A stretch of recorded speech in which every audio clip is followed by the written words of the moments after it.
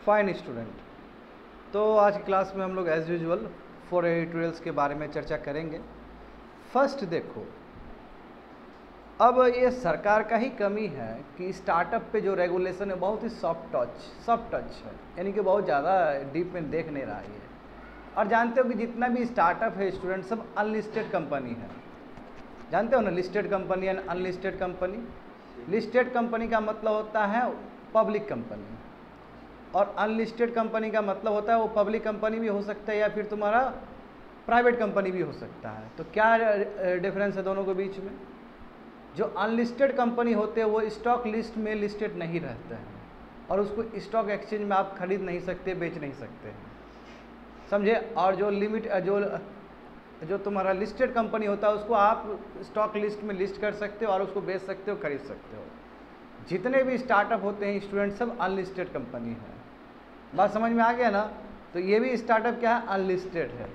इसलिए ministry of corporate affairs का जितना रेगुलेशन होना चाहिए इसके ऊपर, या जो सीरियस फ्रॉड इन्वेस्टिगेशन है भारत सरकार का, एक डेडिकेटेड एजेंसी जो कि वाइट कलर जॉब को देखता है, जो कंट्रोल होना चाहिए वो कंट्रोल नहीं है। तो उसी का सीरियस लू फॉल्स है। तुमको दिखेगा ये बहुत बड़ा एपिसोड कि बायजू में क्या हुआ। बायजू के जो बड़े बड़े जो ऑडिटर थे सभी ने रिज़ाइन कर दिया और एक डायरेक्टर ने भी रिज़ाइन कर दिया। प्रॉब्लम क्या है समझेंगे। 230 देखो, देख रहे हो ना, आजकल ना नॉन कम्युनिकेबल डिजीज़ लगातार बढ़ते चला जा रहा है। एक दौर था स्टूडेंट, 20 साल पहले का दौर था, जहाँ पे कम्युनिकेबल डिजीज़ बहुत ज़्यादा था as compared to non communicable diseases. मगर जो ये एपिडेमोलॉजिकल जो चेंज आया है, याद करो बहुत पहले वर्ड बताए थे। एपिडेमोलॉजिकल चेंज का मतलब क्या होता है स्टूडेंट, कि जहाँ पे नॉन कम्युनिकेबल डिजीज़ ज़्यादा हो जाए कम्युनिकेबल डिजीज़ से। और ऐसा क्यों हो रहा है? क्योंकि अभी का जो कल्चर है जिसमें फास्ट फूड है, जिसमें हम टाइम पे सोते नहीं हैं, ओवर स्ट्रेस है बिकॉज ऑफ द जॉब, चाहे वो सॉफ्टवेयर का जॉब हो, है ना। आप 10 घंटा 15 घंटा एक ही कुर्सी पे काम कर रहे हो तो इससे स्ट्रेस क्रिएट होता है। नाइट ड्यूटी कर रहे हो, तो ये सब कारण के वजह से नॉन कम्युनिकेबल डिजीज़ लगातार बढ़ते चला जा रहा है। और जानते हो कि भारत सरकार का जो अप्रोच है वो भी गलत है। हम केवल क्यूरेटिव हेल्थ केयर पर ध्यान दे रहे हैं, हम प्रिवेंटिव पे ध्यान नहीं दे रहे हैं, प्रोमोटिव पे ध्यान नहीं दे रहे हैं। तो उस पर ध्यान देना चाहिए हमें। आगे देखो 231, जानते हो ना 4 पिलर्स ऑफ IPEF, जानते हो, Indo Pacific economic framework for prosperity. अब इसमें 4 पिलर है। 4 पिलर में जो पहला जो पिलर है स्टूडेंट, ट्रेड एंड डिजिटल से रिलेटेड, उसमें भारत सिग्नेटरी नहीं है, बाकी 3 का सिग्नेटरी है। तो क्या रीज़न है इसको और डिटेल में पढ़ेंगे। ये अनवील किया गया था यूनाइटेड स्टेट्स के द्वारा मई 2022 को। आगे देखो आर्टेमिस अकॉर्ड, बताया है स्टूडेंट, आर्टेमिस अकॉर्ड जो मून ट्रीटी था इसको डिच कर दिया यूनाइटेड स्टेट्स ने, यानी कि यूनाइटेड स्टेट्स उधर से निकल गया और एक नया ही कॉन्सेप्ट लेके आया, that is called Artemis Accord. Artemis Accord के हिसाब से क्या होगा कि मून को एज अ बेस यूज़ किया जाएगा ताकि वो फर्दर एक्सप्लोर कर सके अलग अलग प्लानट को, मार्स को, वेनस को, जून को, जो भी है। समझ गया ना? तो आर्टेमिस अकॉर्ड्स क्या है, इसका क्या कमिटमेंट है और कैसे भारत को फ़ायदा होगा इस अकॉर्ड से, तो विल सी। तो यहाँ पे देखो 229 GS paper 3 economic development, effect of liberalization on the economy, changes in industrial policy and their effects on industrial growth. ये 26 जून को आया था स्टूडेंट, तो इसमें हिंदू बिजनेस लाइन पेपर में। तो समझते हैं बात, मुद्दा समझते हैं। मुद्दा मैंने पहले ही बता दिया। देखो अभी कितना अच्छा हमारा स्टार्टअप का इकोसिस्टम जा रहा था, नहीं कितना बना अच्छा से। वर्ल्ड में हम 3rd रैंक पे आते हैं स्टार्टअप में। स्टार्टअप जानते हो ना, जैसे यूनिकॉर्न कंपनी कब बनता है? जब 1 बिलियन का उसका वैल्यूएशन हो जाए कंपनी का। और तुमको जान के हैरानी नहीं होगा स्टूडेंट कि बायजू का जो वैल्यूएशन है वो $22 बिलियन का है। ठीक है, $22 बिलियन का। यही रीज़न है कि इसने $6 बिलियन तुम्हारा इसने रेज किया था। याद करो पुराना वाला सभी चीज़ को याद करो, इसने $6 बिलियन पैसा मोबिलाइज किया था। क्यों? ऐसे भी इसके पास बहुत सारा पैसा है, वैल्यूएशन इसका $22 बिलियन का है, तो इसको $6 बिलियन रेज करने में क्या, कौन सा बड़ा बात है इसके लिए। मैं बाद में क्या किया कि जितने भी जहाँ से भी ये बड़ो किया उसको दिया नहीं, आ जाके यूनाइटेड स्टेट्स में केस फाइल कर दिया उसके अगेंस्ट। तो जितने भी लेंडर्स थे उसको जो पैसा दिए थे उन्होंने कहा है कि बेकार में गया है, वहाँ पे हार जाएगा केस, फालतू का। दूसरा प्रॉब्लम क्या है कि इसका जो मैनेजमेंट में भी इसका अपना रिलेटिव सब बहुत ज़्यादा है उसके अंदर। और दूसरी बात है ऑडिटिंग में सबसे बड़ा प्रॉब्लम। देखो हो क्या रहा है कि भले ही तुम अनलिस्टेड हो उससे मतलब नहीं है, लोग का तो शेयर है, इसमें बहुत सारे शेयर होल्डर होंगे इस कंपनी में, बात समझ रहे हो ना। अब शेयर होल्डर को प्रॉपर ऑडिटिंग सिस्टम चाहिए। प्रॉपर ऑडिटिंग सिस्टम का मतलब क्या है, सुनो अच्छे से, बहुत बड़ा विवाद तो यही है ऑडिटिंग को लेके। जैसे लेट से फाइनेंशियल ईयर है 2021 से लेके 22 तक, 22 का मतलब क्या, 31 अप्रैल, तो आपका 2021 से लेके 22 तक यानी 21-22 फाइनेंशियल ईयर, 21-22 फाइनेंशियल ईयर का मतलब क्या हुआ, अप्रैल 1 से 21 स्टार्ट हुआ एंड लास्ट में तुम्हारा मार्च में ख़त्म हो गया। लेट्स कर 21 एंड 22 फाइनेंशियल ईयर, सही बात है ना। जैसे ही फाइनेंशियल ईयर कंप्लीट हुआ 21 और 22 का, तो उसके बाद कम से कम आपको 6 महीना बाद सितंबर तक, 6 महीना कहोगे तो सितंबर तक आपको ऑडिटिंग दिखा देना चाहिए क्या हुआ नहीं हुआ। अब यहाँ पे 6 महीना नहीं 9 मंथ बीत गया फिर भी ऑडिटिंग नहीं दिया ये लोग। तो इस गुस्से में जो वहाँ के जो इम्पोर्टेंट जो ऑडिटर थे उन्होंने रिज़ाइन कर दिया। तो बहुत बड़ा मुद्दा है, क्योंकि ये जो शेयर होल्डर है जो पैसा लगा रहा है तो उसके प्रति भी तो अकाउंटेबिलिटी होना चाहिए। तो अकाउंटेबिलिटी इसने नहीं दिखा और ये मामला पहुँचा हमारे मिनिस्ट्री ऑफ कॉर्पोरेट अफेयर्स के पास। और जहाँ पे जानते हो कि उसके अंदर तुम्हारा एक एजेंसी है, सीरियस इन्वेस्टिगेशन एजेंसी है, उसका काम है वाइट कॉलर जॉब को देखना। बट हमारे भारत में भी जिस हिसाब से रवैया है हमारा सरकार का, वो साफ साफ दिखता है कि ज़्यादा सरकार ध्यान नहीं दे रही है स्टार्टअप की तरफ। और यदि सरकार अभी स्टार्टअप को रेगुलेट ठीक से नहीं करेगी तो हो सकता है कि कॉन्फिडेंस लूज़ होते चला जाए। और हमने देखा कि रिसेंट टाइम में जो इन्वेस्टमेंट आता था स्टार्टअप में वो ड्राइड अप हुआ है, घटा है वो। एक तो विंटर फंडिंग की वजह से, वहाँ पे जानते यूनाइटेड स्टेट्स का जो विंटर फंडिंग है उसकी वजह से भी। और दूसरा है कि सरकार का खुद प्रोग्राम और पॉलिसी, सरकार ने कहा ना कि उधर से पैसा लगाया तो उसको इनकम टैक्स समझ के उसको अलग काट लिया जाएगा पैसा। तो ये सब रीजन के वजह से। देखो मुद्दा क्या है, बैजू देखो स्पेशली कोविड के बाद कितना बड़ा प्लेटफॉर्म बना है स्टूडेंट, है ना। ये एडटेक है यानी कि एजुकेशन से रिलेटेड टेक्नोलॉजी। एडटेक है जिसने $6 बिलियन तुम्हारा पैसा मोबिलाइज किया था, समझे। जैसे सेक्यू कैपिटल से, टाइगर ग्लोबल से एंड जैंग जिकोरबर्ग, ये तुम्हारा फेसबुक का एक फंड है, समझे ना, वहाँ से। तो 3 अलग अलग जगह से इसने किया, रेस किया। क्यों? क्योंकि मार्च 2022 तक इसका जो कंपनी का जो वैल्यूएशन था वो $22 बिलियन का था। तो कोई दिक्कत नहीं है, आपका कंपनी $22 बिलियन का है तो $6 बिलियन मोबिलाइज करने में क्या दिक्कत है, आप तो एक ही बार चुका दोगे उसको। ऐसा नहीं हुआ, इतना पैसा मोबिलाइज किया उसके बाद वो टाइम पे दे भी नहीं पाया, टाइम पे नहीं दिया, जाकर कंपनी वहाँ पे जाके इसने क्या किया, अमेरिका में जाकर यूनाइटेड स्टेट में जाकर फाइल कर दिया उसके अगेंस्ट। गलत हुआ ना। देखो इसमें सबसे बड़ा प्रॉब्लम क्या है कि टाइमली पब्लिक डिस्क्लोजर होना चाहिए, समझे कि क्यों, क्योंकि आप वही 6 मंथ से पहले ही आपको डिस्क्लोज करना पड़ेगा कि आपका क्या हुआ, ऑडिटिंग क्या है, कितना कमाई हो रहा है, कहाँ जा रहा है, कर्मचारी कितना है। और तुमको जान के हैरानी होगा स्टूडेंट कि बैजू के अंदर 50,000 लगभग एम्प्लॉय थे और अभी घट के हाफ हो गया, 25,000 हो गया है। तो पूरा मार्केट गिरा है इसका, बैजू का, समझे। तो ये पब्लिक डिस्क्लोजर होना चाहिए फाइनेंशियल रिजल्ट्स का। इससे क्या होगा, स्टेक होल्डर चाहे वो क्रेडिटर हो, लेंडर हो और इन्वेस्टर, उसके बीच में कॉन्फिडेंस रहेगा। बट यदि राइट टाइम ये डिस्क्लोज नहीं करे तो कॉन्फिडेंस नहीं रहेगा, सिंपल बात। समझ में आ गया ना। देखो यहाँ पे लिखा गया कि बहुत सारे ऐसे लैप्सेस देखने को मिलता है, ये लोग जो फॉलो नहीं करते, स्पेशली अनलिस्टेड कंपनी जितने भी स्टार्टअप सब है।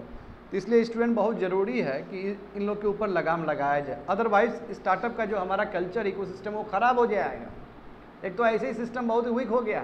देखो ना अभी तक 2023 में एक भी यूनिकॉर्न नहीं बना है, हमने देखा ना पिछले क्लास में। आगे देख सकते हो यहाँ पे, जैसे एग्जांपल देखो, जैसे रिसेंटली डेलॉयट हो गया, हस्किंस हो गया, हस्किंस एंड सेल, ये जितने भी बड़े बड़े ऑडिटर है इसने सब ने रिज़ाइन दे दिया। सो दे ऑल रिज़ाइन, समझे। ये ऑडिटर है, सब ने रिज़ाइन दे दिया। और इसने कहा कि मॉडिफिकेशन होना चाहिए, गलत है। आपको 6 मंथ के अंदर ऑडिटिंग का दिखाना चाहिए, रिपोर्ट दिखाना चाहिए, पब्लिक डिस्क्लोजर करना चाहिए। आप दिखा ही नहीं रहे हो, यहाँ 9 मंथ हो गया है। तो वही बोला कि कम से कम सितंबर 30 तारीख 2022 तक दिखाना चाहिए था। बट देखो अभी तो 23 चल रहा है, वो क्रॉस हो गया था, बात समझे। इसलिए गुस्से में आके ये जितने भी है तुम्हारे बड़े बड़े ऑडिटर सब, उसने रिज़ाइन कर दिया। बहुत बड़ा मैसेज हो गया ये। और उसके बाद लगातार सीरीज ऑफ कोलैप्स वहाँ से देखने को मिला है तुमको, समझ गए। वही चीज़ लिखा गया है वहाँ पे। तो यहाँ पे देखो रेगुलेटर जो है वो अवेयर है लैप्सेस से, रेगुलेटर जो हमारा भारत सरकार है, जैसे मिनिस्ट्री ऑफ कॉर्पोरेट अफेयर्स हो गया, या सीरियस फ्रॉड इन्वेस्टिगेशन ऑफिस है जिसका काम है वाइट कॉलर क्राइम को देखना, ये सब अवेयर है। उसके बाद भी जो स्टेप्स लेना चाहिए था वो स्टेप्स नहीं ले रहा है। जैसे देखो ICAI का मतलब क्या है तुम्हारा? ICAI का मतलब होता है इंडियन चार्टर्ड अकाउंटेंट, नहीं, institute of chartered accountant of India, ऐसे समथिंग कुछ है, समझे? वो भी बहुत इंपॉर्टेंट बॉडी है इसको चेक करने के लिए, ऑडिटिंग चेक करने के लिए। क्या है इंस्टीट्यूट, देख लियो ना, इंडिया, समझ गया ना? तो देखो ऐसा बहुत सारा कंप्लेन आया था, चाहे वो मिनिस्ट्री ऑफ कॉर्पोरेट अफेयर्स के अंदर आया हो, और वो serious fraud investigation office ministry of corporate affairs के नीचे ही आता है स्टूडेंट, ठीक है। और ICAI को 2022 में बहुत सारा ऐसे इश्यूज आया था, ठीक है। देखो कंपनी को लिखा गया था, इसने बोला कि 6 मंथ जो होता है टाइम, 6 मंथ के अंदर पब्लिक डिस्क्लोजर को रिवील करना है। मैं यहाँ 9 मंथ हो गया, अभी तक किया नहीं है, इसलिए ऑडिटर ने रिजाइन कर दिया। ये मुद्दा पहुँचा था, ऐसा नहीं कि मुद्दा नहीं पहुँचा, बात समझे? तो अथॉरिटीज़ ने, यानी कि मिनिस्ट्री ऑफ कॉर्पोरेट अफेयर्स ने, सीरियस फ्रॉड इन्वेस्टिगेशन ऑफिस ने और ICAI ने उतना ठोस स्टेप नहीं लिया जितना ठोस उसको स्टेप लेना चाहिए था। बात समझ में आ गया ना? आगे देखो, तो देर में भी अप्रीहेंशन, देखो अब तो रहेगा ही स्टार्टअप फंडिंग इकोसिस्टम, एक तो ऐसे ही घट के जा रहा है, और इस तरह का यदि एपिसोड होगा तो और घटेगा ना, बाहर से मैसेज क्या जाएगा? इसे भी जानते हैं स्टार्टअप में आने का बहुत तरीका है, अल्टरनेट इन्वेस्टमेंट मोड से भी पैसा आ सकता है, एंजल इन्वेस्टमेंट हो सकता है, वेंचर इन्वेस्टमेंट हो सकता है, बहुत तरह का इन्वेस्टमेंट हो सकता है। तो यदि ये इकोसिस्टम रहेगा आपका कंट्री का, जहाँ पे इतना लैप्स करेंगे, तो आएगा हाँ फंडिंग, घट जाएगा, एक तो ऐसे ही कम हो गया। तो वही चीज़ बताया गया है कि इस हिसाब से ना बहुत ज़्यादा नुकसान हो सकता है। तो public interest is very very important. Public, startup में पब्लिक का पैसा लगता है, क्योंकि आप IPO करते हो, IPO कर इनिशियल पब्लिक ऑफरिंग करते हो, या फिर नहीं भी करते हो तो लगता है ना। एंजल इन्वेस्टर होता है कि नहीं होता है, इंस्टीट्यूशनल इन्वेस्टर होता है कि नहीं होता है। जब उसका पैसा लग रहा है और उसको खुद पता नहीं कि उसका पैसा का क्या हो रहा है उसके अंदर, तो फिर ट्रांसपेरेंसी कैसे आएगा? तो इसलिए स्टूडेंट वहाँ पर लिखा गया कि स्टार्टअप, देखो स्टार्टअप में बहुत सारे लोग काम करते हैं, एक तरह से इंडस्ट्री है हमारे भारत का, और पोर गवर्नेंस हो और यहाँ पे फ्रॉड हो मनी को रेस करने के लिए, तो गलत मैसेज जाएगा लॉन्ग टर्म में। तो इसलिए सरकार को उठना होगा और सरकार को सोचना होगा और सरकार को बाध्य करना होगा ताकि ये लोग ठीक से रेगुलेशन को फॉलो कर सकें। होप सो समझ में आ गया होगा तुमको, ठीक है। यही है तुम्हारा बैजू का एपिसोड। तो बैजू का एपिसोड तुम्हारा कॉर्पोरेट एथिक्स का हो जाएगा कोमल, बात समझ में आ गया ना? कॉर्पोरेट एथिक्स में जाके बैठ जाएगा एथिक्स वाला पेपर में। आगे देखो 230 देख सकते हो student, GS paper 2 social justice and governance, issues relating to development and management of social sector और services relating to health education and human resources. ये हिंदू पेपर में आया था 16 जून को। तो यहाँ पे देखो प्रॉब्लम क्या, मैं पहले ही बोल चुका हूँ, 20 साल पहले क्या था, बहुत ज़्यादा कम्युनिकेबल डिजीज़ था। कम्युनिकेबल मतलब जो इन्फेक्शियस डिजीज़ है, जैसे कोविड-19 इन्फेक्शियस डिजीज़ है। बट क्या हुआ कि रिसेंट टाइम में ना चेंज हो गया, ट्रेंड चेंज हो गया, अब ज़्यादा नॉन कम्युनिकेबल डिजीज़ बढ़ रहा है, यानी कि जो इन्फेक्शियस नहीं है, जैसे हार्ट डिजीज़ हो गया, कैंसर हो गया, है ना, ये सब, जैसे किडनी फेलियर हो गया, ये सब चीज़ बढ़ रहा है। अब तुम खुद सोचो, नेशनल फैमिली हेल्थ सर्वे में ये बताया गया है कि जो रिप्रोडक्टिव एज की जो महिला होती है, लगभग 50% क्या है, वो एनीमिक है, यानी कि एनीमिया से ग्रसित है। बहुत सारे बच्चे लोग जो चिल्ड्रन है तुम्हारा बिलो 5 ईयर्स, वो भी बहुत ज़्यादा एनीमिया से ग्रसित है। सही बात है ना? हमने देखा है कि यदि इस तरह दिक्कत होगा तो जो तुम्हारा एडजस्टेड लाइफ है, मतलब कहने का मतलब और भी तो जी सकता था। जैसे मान लो कि 50 साल में मर गया तो वो 60 साल 70 साल तक जी सकता था, तो वो तो उसका 10 साल 20 साल नुकसान हो गया। यदि 10 साल 20 साल रहता तो भारत के इकोनॉमी में कितना बड़ा कंट्रीब्यूशन होता उसका। बात समझ में आ गया ना? तो यहाँ पे देखो स्टूडेंट, लगभग 31 मिलियन, लगभग 3 करोड़ कह सकते हो, 3 करोड़ हमारे जो इंडियंस है वो 4 साल में डायबिटिक पेशेंट बने हैं। बहुत बड़ा आंकड़ा है कि नहीं है? 4 साल में 3 करोड़ आदमी क्या है, डायबिटिक पेशेंट बन गया है। इतना खतरनाक आंकड़ा है। और ये आंकड़ा सेकंड पेज देखो, ये तुम्हारा, ये किसने इस तरह का आंकड़ा जारी किया है? तो Indian council of medical research ने सर्वे करवाया था, और उसमें मद्रास डायबिटीज़ रिसर्च फाउंडेशन का भी योग्य है, उसका भी सहयोग है। तो दोनों ने मिल के स्टूडेंट ये सर्वे करवाया था। बात समझे ना? और ये जो सर्वे है लैंसेट डायबिटीज़ और तुम्हारा दूसरे जर्नल में भी छपा हुआ है, तो वो इम्पोर्टेंट नहीं है, बट लैंसेट में छपा है तो बहुत बड़ा बात हो गया। समझ गए। तो ऊपर देखो क्या क्या फाइंडिंग्स पाया गया है।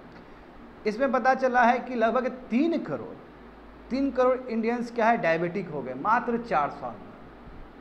बहुत बड़ा आंकड़ा है। यदि मैं 2021 का बात कर लूँ तो लगभग 10 करोड़ पीपल क्या उस समय डायबिटिक थे। अब यही बढ़ के तुम्हारा और जोड़ दो, इसमें 3 करोड़ और हो गया, ये सॉरी और बढ़ा है तुम्हारा। ये 4 साल में देखो, 4 साल में कितना हुआ, 3 करोड़ हुआ। मतलब 2021 में आंकड़ा कितना था कि 10 करोड़ पीपल डायबिटिक थे, तो अभी बढ़ा है, अभी 2023 चल रहा है। लगभग 13 करोड़ पीपल क्या है अब प्री डायबिटिक, यानी कि वो भी हो जाएगा आने वाले समय में, उसका कंडीशन बॉडी देख के लग रहा है। समझ में आ गया स्टूडेंट क्या बोल रहे हैं? बहुत बड़ा बड़ा आंकड़ा है ये। इतना ही नहीं, 31 करोड़ जो आबादी है हाई ब्लड प्रेशर से ग्रसित है, वो 31 करोड़ आबादी भारत का, और 25 करोड़ जो आबादी है ओबेसिटी से मोटा है वो, ठीक है। और लगभग 35 करोड़ जो आदमी है उसका पेट का मोटापा है, एब्डोमिनल ओबेसिटी है, पेट निकला हुआ है उसका।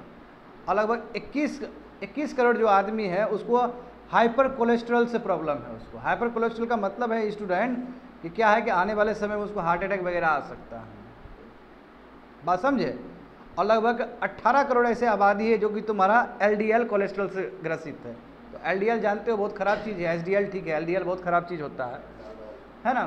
तो कहने का मतलब क्या है, सब नॉन कम्युनिकेबल डिजीज़ का बताया गया है। तो यानी कि नॉन कम्युनिकेबल डिजीज़ जितना हम प्रिज्यूम कर रहे थे कितना होगा उससे कई गुना ज़्यादा बढ़ रहा है। होप सो समझ में आ गया। ये आंकड़ा बहुत इंपॉर्टेंट, ये आंकड़ा तुम लोग कोट कर सकते हो इनफैक्ट, क्यों, प्रतिष्ठित है, ये लैंसेट में छप गया है तो बहुत प्रतिष्ठित होगा ये। आगे देखो 2 इंपॉर्टेंट ट्रेंड देखो यहाँ पे, वही बोल रहा है कि जिस हिसाब से नॉन कम्युनिकेबल डिजीज बढ़ा है, जैसे एग्जांपल हाइपरटेंशन, स्ट्रेस, ओबेसिटी, मोटापा, है ना, और भी इस तरह का बीमारी सब, वो जितना हम सोच रहे थे, एस्टिमेट कर रहे थे कि इतना इतना होगा 2023 तक 22 तक, उसके कंपेयर में ज़्यादा हुआ है, समझे, बहुत तेज़ी से बढ़ा है। और ये ज़्यादा जो ग्रसित हुआ वो तुम्हारा अर्बन एरियाज़ में हुआ है। बट आने वाले समय में भी यदि 5 साल 6 साल हम छोड़ दें तो इसका असर तुमको रूरल एरियाज़ में भी दिखेगा। कारण क्या है, देखो कारण क्या है कि हम अब सर्केडियम जो रिदम है उसको हम छोड़ दिए, समझना। सर्केडियम जो रिदम होता है स्टूडेंट कि किस टाइम में सोना है, किस टाइम में उठना है, किस टाइम में एक्सरसाइज करना है, किस टाइम में पढ़ना है। अब यदि उस साइकिल से नहीं चलोगे तो बीमार तो पड़ोगे। दूसरी बात है कि हर समय सोशल मीडिया, जो लोगों का जो ट्रेंड है वो बता रहा हूँ, हर समय सोशल मीडिया में रहोगे तो प्रॉब्लम तो होगा ही होगा। अब जॉब भी ऐसा कर रहे हो जहाँ पूरा ऑफिस में अटैच हो, तुम 12 घंटा लैपटॉप के सामने बैठे हुए हो, स्ट्रेस तो होगा ही होगा। और उसका इतना कुछ करने के बाद भी कोई एक्सरसाइज नहीं है। और दूसरी बात है जैसे हैदराबाद में देखो, हैदराबाद तेलंगाना में, या फिर अभी देखो हरियाणा में एक डिसीजन लिया गया है कि रात को भी रेस्टोरेंट खुला रहेगा, 3 बजे 4 बजे भी सुबह तक खुला रहेगा। अभी क्या बेचेगा, जंक फूड बेचेगा ये लोग, फास्ट फूड बेचेगा, क्योंकि आदमी का रुझान ज़्यादा है फास्ट फूड की तरफ।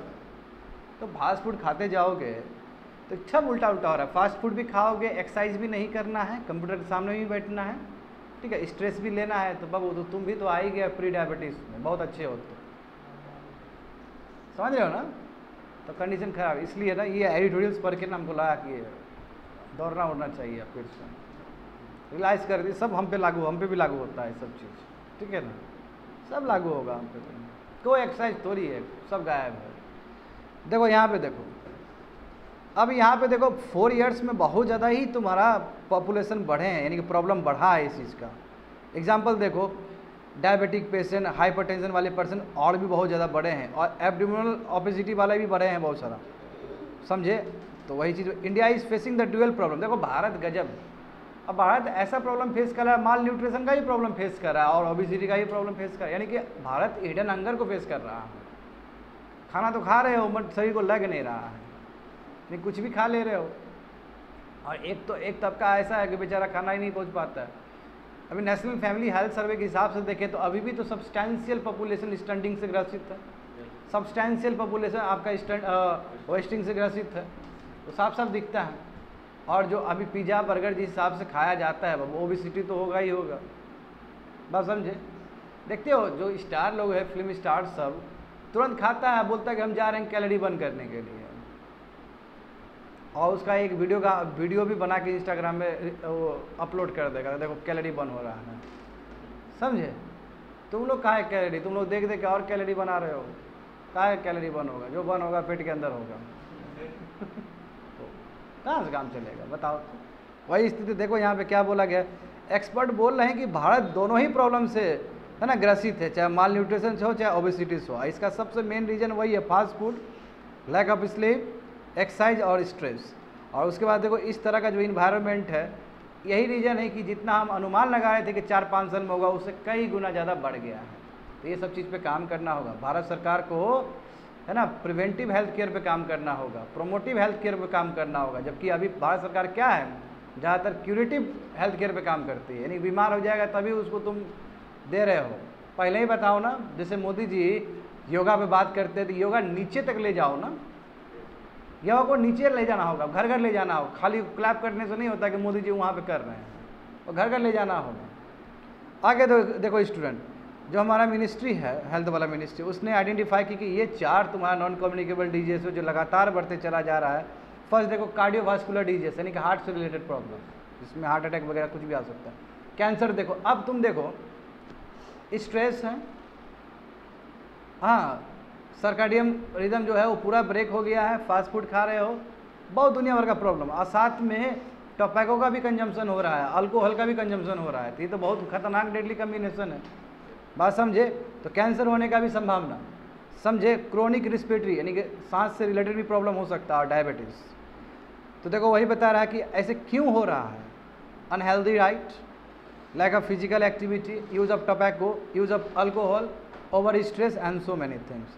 तो इसलिए स्टूडेंट ये सब का सलूशन क्या है कि हमें लाइफ स्टाइल को चेंज करना होगा, समझे। लाइफ स्टाइल को चेंज करना होगा, हेल्दी डाइट लेने होंगे, एक्सरसाइज करने होंगे, ढंग का चीज़ खाना होगा, जो न्यूट्रिशियस चीज़ है वो खाना होगा, समझे। वेजिटेबल्स खाने होंगे, जो भी चीज़ इंपॉर्टेंट है हमारे बॉडी के लिए उस पर ध्यान देना होगा हमें। आगे देखो 231 GS paper 2 international relation, effect of policies and politics of developed and developing countries on India's interest and Indian diaspora. ये 25 जून को आया था, ठीक है, बिजनेस लाइन पेपर में।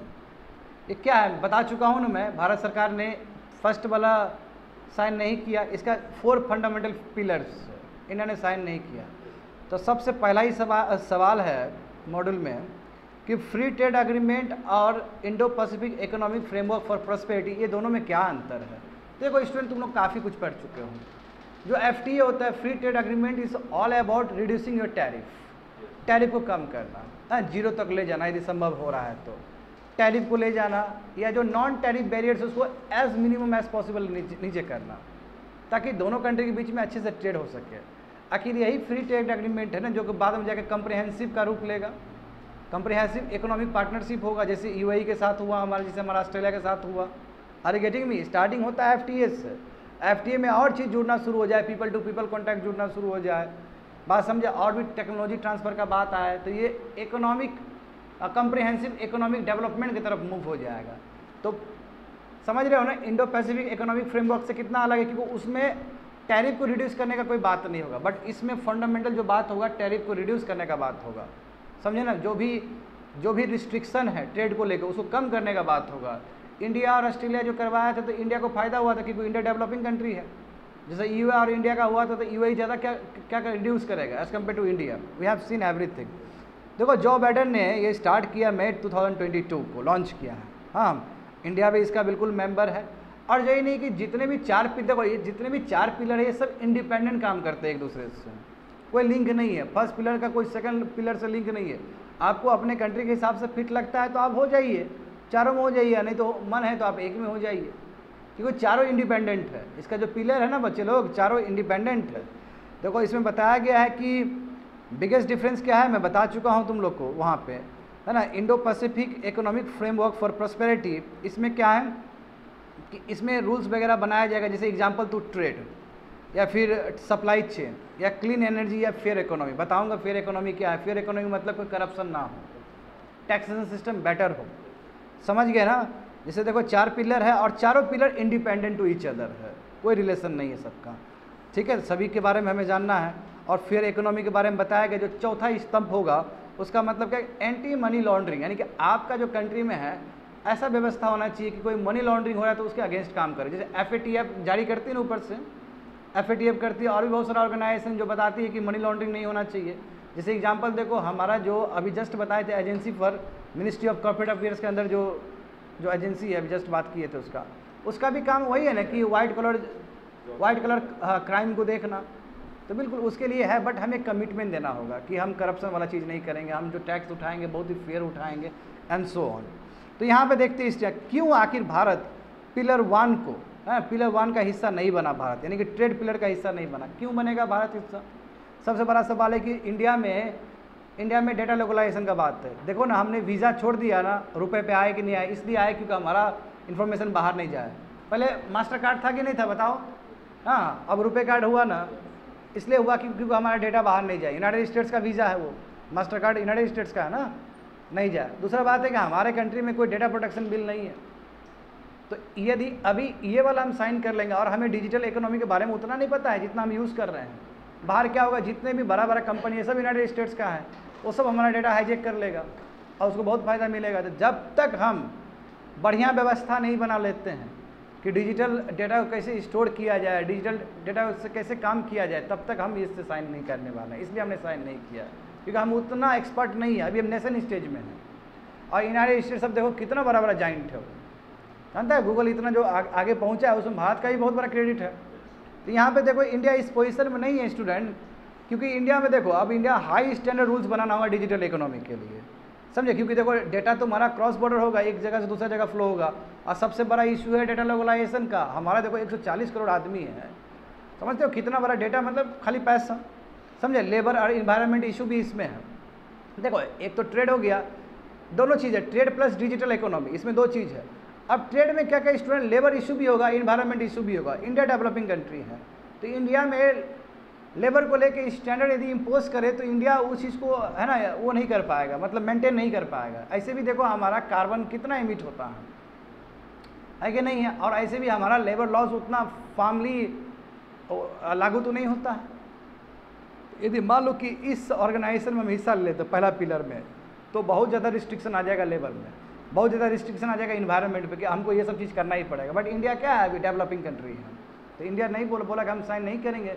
यदि साइन करेंगे तो डिजिटल इकोनॉमी में हम बहुत पीछे हैं, हमको पता नहीं है कि कैसे कैसे डेटा उधर चला जाएगा, how to develop that data, how to bring back data, वो पता नहीं है भारत को। दूसरा क्या है कि इन्वायरमेंटल इशू हो जाएगा, और एक तो ऐसे ही तुम्हारा देखो ना European union carbon border tax लगा रहा है ना, बहुत सारा कंट्री कर रहा है कि नहीं कर रहा है, उसको देख के दूसरा कंट्री भी करना शुरू हो जाएगा। ब्रिटेन भी बोला कि हम भी करेंगे। तो आस्ते आस्ते यदि हम साइन कर लिए तो दिक्कत हो जाएगा, इसलिए हम साइन नहीं किए स्टूडेंट, ठीक है, वही चीज़ लिखा गया है। और दूसरी बात है कि भारत सरकार का पक्ष ये है कि जब ILO है ही, इंटरनेशनल लेबर ऑर्गेनाइजेशन है ही, हाँ, जब UNFCCC का कन्वेंशन है ही, जब यूनाइटेड नेशन है ही, तो ये सब अपना इन्वायरमेंट का इशू देखता, ILO तुम्हारा लेबर इशू देखता था। आखिर ये ऑर्गेनाइजेशन ट्रेड और डिजिटल इकोनॉमी, इसमें क्यों ऐसा चीज़ है? बात समझ में आ रहा है ना? देखो बच्चे लोग, मैं क्या बोलना चाहता हूँ, यूनाइटेड नेशंस हैं, UNFCCC है, जब UNFCCC है तो क्लाइमेट वाला चीज़ देख लेगा, वो इन्वायरमेंट वाला चीज़ देख लेगा। जब यूनाइटेड नेशंस है तो वो इन्वायरमेंट वाला चीज़ देख लेगा, ILO है तो लेबर वाला देख लेगा। जब वो अलग सेपरेट ऑर्गेनाइजेशन दुनिया में आई तो इसमें क्यों दे रहे हो तुम उसको? बात कंडीशन ये भी है, इसमें दे दोगे तो डेवलप कंट्री फिर कंट्रोल कर लेगा उस चीज़ का। जैसे एग्जाम्पल देखो, इंडो पैसिफिक से निकलेगा नहीं निकले, RCEP से, वहाँ पर भी वही प्रॉब्लम हो रहा था हमें, इसलिए हम निकल गए। बात समझ में आ रहा है ना ये चीज़? आगे बढ़ो। दूसरा देखो पिलर 2, हाँ, सप्लाई चेन में तो जुड़ेंगे। कोविड-19 के बाद जानते हो, कोविड-19 के बाद हमें पता चल गया कि सप्लाई चेन में यदि हम सप्लाई चेन से जुड़े नहीं रहेंगे, वो भी like minded country, reshoring and friendshoring, जो भी कंट्रीज कर रहे हैं उसके साथ हमें लाइक माइंडेड होकर काम करना होगा। जैसे लाइक माइंडेड कंट्री एक साथ आकर काम करना होगा, क्योंकि अभी भारत में रॉ मटेरियल अभी भी भारत बहुत डिपेंडेंट है कि नहीं है चाइना सब पे। API देखो 55 to 60% डिपेंडेंट हो, सोलर मॉडल्स में भी तुम इतना % डिपेंडेंट हो, बहुत सारा सामान तुम्हारे इलेक्ट्रॉनिक्स में इतना % डिपेंडेंट हो तुम, है कि नहीं बताओ? तो इसलिए हमने किया है। और हम जानते हैं कि अभी टेक वार हो रहा है, इससे पहले ट्रेड वार हुआ, टेक वार हो रहा है। और ये भी जानते हैं कि ताइवान में कभी भी हमला हो सकता है। यदि ताइवान में कभी भी हमला हो सकता है तो जो सप्लाई चेन सिस्टम है वो पूरा डिसरप्ट हो जाएगा, भारत की इकोनॉमी पे बहुत गंदा असर पड़ेगा। इसलिए समय रहते पहले ही तुम सप्लाई चेन सिस्टम मेंटेन कर लो कि कोई तरह का बात ताइवान में हो जाएगा, कोई तरह का बात तुम्हारा इधर साउथ चाइना सी में हो जाएगा, तो हमारा बैकअप रहेगा। इसलिए हमने साइन किया इस चीज़ को। बहुत तो समझ में आ गया होगा तुम लोग को, ठीक है? तो रेजिलिएंट बनाना है हमारे सप्लाई चेन सिस्टम को, यानी कि कोई दिक्कत ना हो, कोविड जैसा कोई भी प्रॉब्लम हो तो कोई दिक्कत ना हो, हमारा कंटिन्यू में चले, समझे? आगे बढ़ो। Pillar 3 clean economy. देखो क्लीन इकोनॉमी तो बहुत इंपॉर्टेंट है, रिन्यूएबल एनर्जी।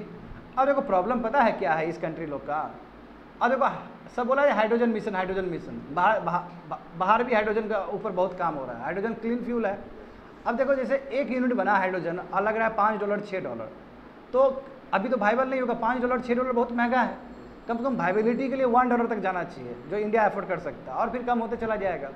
अब ये लोग करेगा क्या, डेवलप कंट्रीज सब, तो ये हाइड्रोजन वाला बना लेगा, अब बाद में IPR लगा देगा उसके ऊपर, इंटेलेक्चुअल प्रॉपर्टी राइट्स। अब पता चला कि वो 20 साल बाद, 10 साल बाद या 20 साल बाद तुमको मिल रहा है उसका फल, तब तक तो बहुत दुनिया आगे निकल जाएगा। तो इसलिए यहाँ पे ये भी बात है स्टूडेंट। अब देखो कैसे रिएक्ट करता है यूनाइटेड स्टेट्स, वो दूसरा विषय है, क्योंकि डिपेंड करता है यूनाइटेड स्टेट्स पे। क्योंकि जितना भी जानते हो कि जो नए नए टेक्नोलॉजी यूनाइटेड स्टेट्स कितना आगे रहता है इस सब में, है कि नहीं, बताओ तो। अब जैसे मान लो कि उसने बना दिया हाइड्रोजन यूनिट, बना दिया हाइड्रोजन से बना दिया, वहाँ से एनर्जी डिराइव कर लिया, और इंडिया में IPR के साथ बेचे या वर्ल्ड में IPR सब बेचे, तो क्या फ़ायदा हुआ। तो यही रीज़न है कि हम क्लीन इकोनॉमी में शामिल है, ताकि रिसर्च हो, डेवलपमेंट हो, कमर्शलाइजेशन हो, अवेलेबिलिटी हो, एक्सेसिबिलिटी हो, डिप्लॉयमेंट ऑफ क्लीन एनर्जी, सब एक साथ हो रहा हो। यानी कि उसका जो टेक्नोलॉजी हम भी यूज़ कर सकते हैं, हमारा वाला बुद्धि वो भी यूज़ कर सकता है, और कोलैबोरेटिव एफर्ट होना चाहिए क्लाइमेट से रिलेटेड तुम्हारा प्रोजेक्ट में। और देखो इसमें भारत सरकार ने कहा है कि यस लो कार्बन हाइड्रोजन वाला चीज़ चाहिए, $5 वाला, $10 वाला नहीं, हमको $1 वाला चाहिए। बात समझे। और इंडिया ने देखो इस बार बहुत ही डट के रखा है एक चीज़ को, कि low cost long tenure climate finance चाहिए, यानी कि हमको पैसा चाहिए ज़्यादा ज़्यादा, मगर इंटरेस्ट कम वाला, सॉफ्ट लोन टाइप का, ताकि हम अपना क्लीन एनर्जी पे काम कर सके।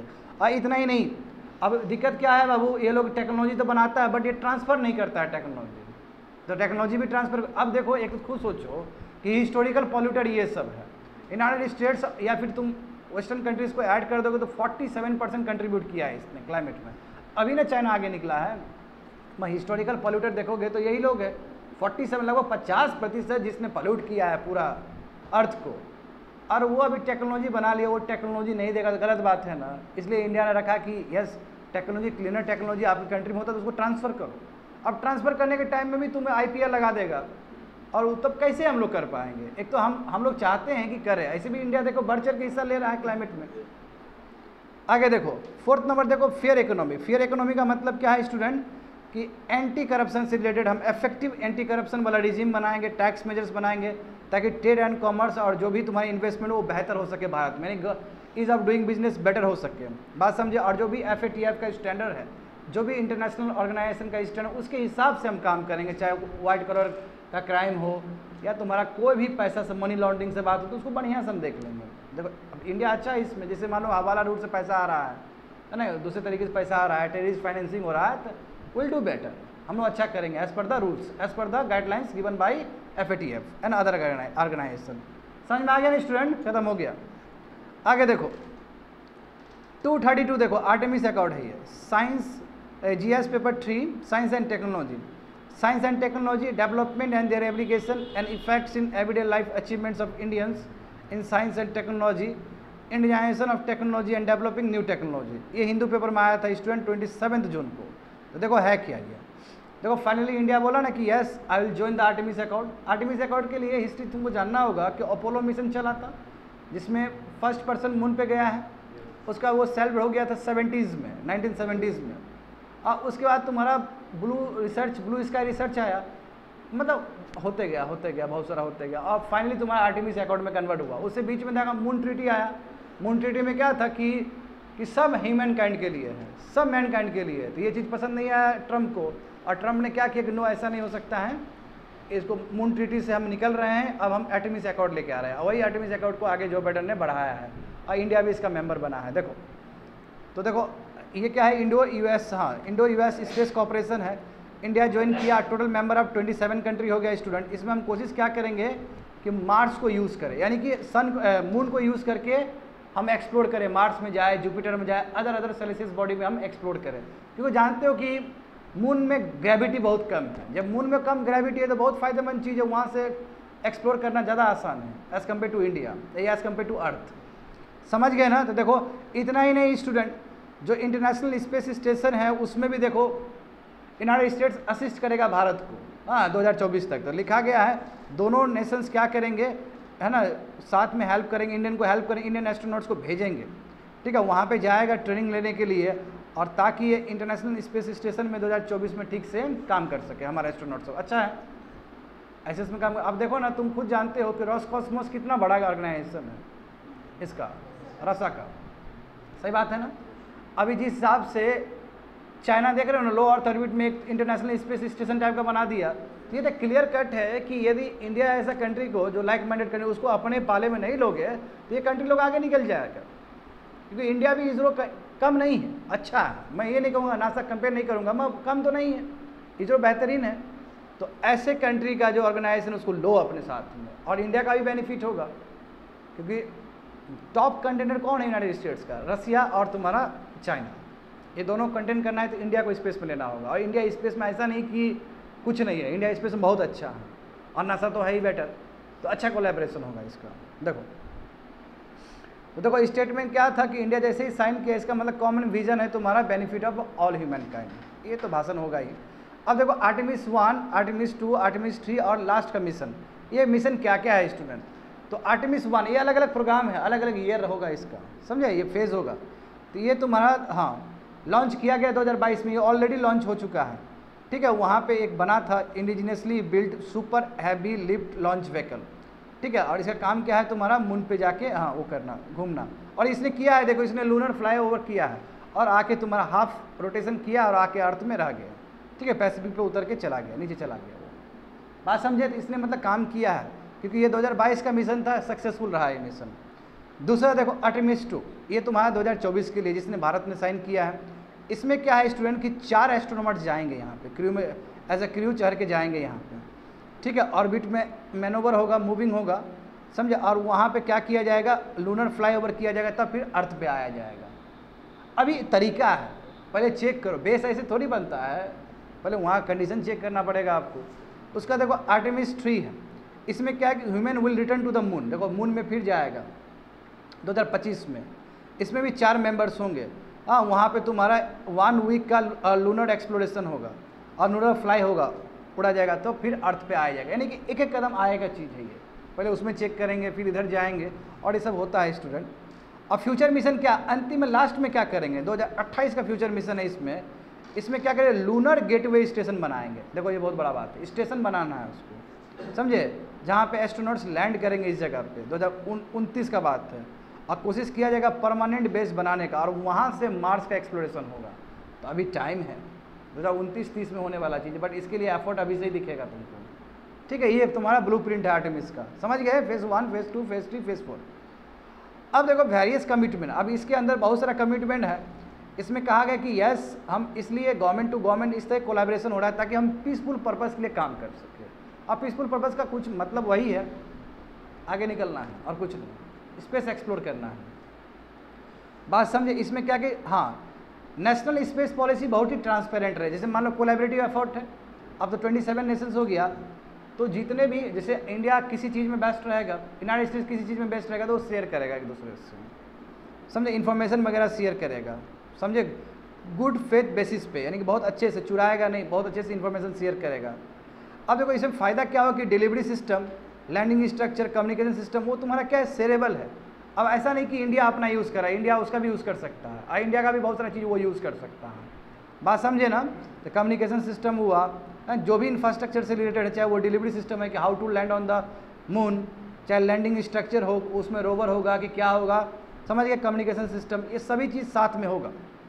होप सो समझ में आ गया होगा तुम लोग को, हाँ। Private all relevant space object, जितने भी स्पेस ऑब्जेक्ट जाएगा वो रजिस्टर होना चाहिए सिग्नेटरीज से, बात समझे। प्राइवेट सेक्टर भी पार्टिसिपेट कर सकता है ऑन बिहाफ ऑफ सिग्नेटरी, ऐसा नहीं कि सिग्नेटरी नहीं है और दूसरा एलन मस्क आ गया, ऐसा नहीं हो सकता है। इंडिया को रिप्रेजेंट करे वो इस तरह का, वो भी पार्टिसिपेट कर सकता है। और इसमें क्या बताया कि एक कंट्री दूसरे कंट्री से अच्छे से कोऑर्डिनेट करेगा सेफ्टी जोन के लिए, क्या भरोसा कि दोनों जा रहा है कोलाइड कर जाए, तो उसके लिए बहुत अच्छे से कोई भी इंटरफेरेंस ना हो, इसके लिए बहुत अच्छे से कोऑर्डिनेशन करेगा दो कंट्री के बीच में, बात समझे। और इसमें क्या है कि मून, मार्स और कॉमेट जो भी या वेनस जहाँ पे भी जाएगा उसके लिए सेफ्टी मेजर्स, एस्ट्रोनॉट्स के लिए सेफ्टी मेजर्स कितना इंपॉर्टेंट है। कल्पना चावला देखो क्या हुआ, इससे पहले ही बहुत सारे मिशन हुआ, जो उस दिन गया था ना टाइटैनिक वाला जो गया था सबमर्सिबल, क्या हुआ, सेफ्टी मेजर्स लिए जाएंगे अच्छे से, समझे। और दूसरी बात है कि ऑर्बिटल डेब्रिस, जानते हो कि लो अर्थ ऑर्बिट में कितना डेब्रिस है स्टूडेंट, तो how to deal with the debris, उसके ऊपर भी काम होगा, ठीक है, at the end of the missions. देखो यहाँ पे इसमें क्या है कि आउटर स्पेस को यूज़ करना, यानी कि मून को यूज़ करके अलग अलग जगह पे जाना, यात्रा करना, मार्स पे यात्रा करना, कॉमेट्स पे, एस्ट्रॉइड्स से पीसफुल पर्पस के लिए। वेनस भी हो सकता है, जुपिटर भी हो सकता है, और भी एक्सप्लोर होते चला जाएगा।